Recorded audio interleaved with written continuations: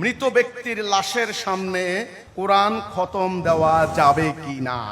এখন মানুষ মারা গেলে ওনার আমলনামা বন্ধ হয়ে যায় না? বন্ধ হয়ে যায় কি না? বন্ধ হয়ে যায়। এই যে ওনার মাথার সামনে কোরআন তেলাওয়াতটা করা হচ্ছে, এরা মনে করে কি মৃত ব্যক্তির কবর আযাব হবে না, সওয়াব হবে, রহমতের ফেরেশতা আসবে, এ ধারণা না একটা? আচ্ছা, মৃত ব্যক্তি যদি জীবদ্দশায় কোরআনের ধারে কাছেও নাই, গণতন্ত্র কায়েম করার লড়াই করছে, কোরআনের আইনের পক্ষেও নাই, কিচ্ছু নাই, কোরআন এর লাশের পকেটের ভিতরে কোরআন দিলে কোনো লাভ হবে? আপনারা কবরে মোমবাতি ইত্যাদি ইত্যাদি অনেক কাহিনী আছে।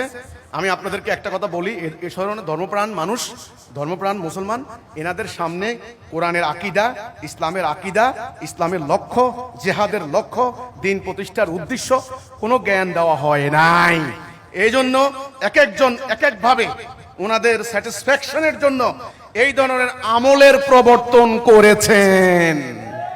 কোরআন যে উদ্দেশ্যে নাজিল হয়েছে আগে সেটা করেন। আমি বলছি না যে আপনি ওই মরা মানুষের পাশে কোরআন তেলাওয়াত করেন না, আমি এটা বলছি না। কিন্তু ভাই, যিনি তেলাওয়াত করছেন ওনার যদি ঈমান না থাকে, আর যার সামনে তেলাওয়াত করছেন ওনার জীবদ্দশায় যদি তিনি দ্বীনের পক্ষে ডাইন দিকে না থাকেন, এ কোরআন তেলাওয়াত করে কোনো লাভ হবে না।